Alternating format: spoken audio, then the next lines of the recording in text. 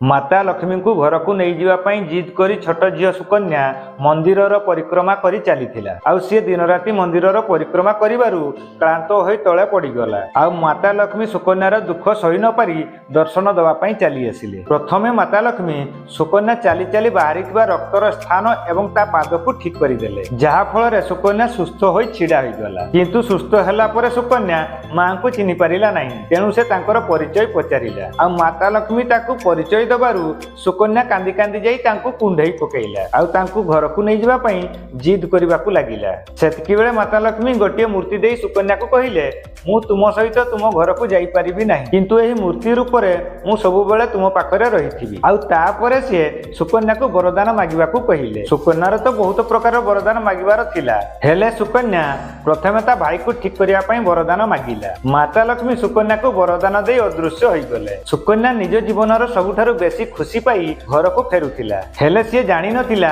माता लक्ष्मी ता सहित पछे पछे चली आसी।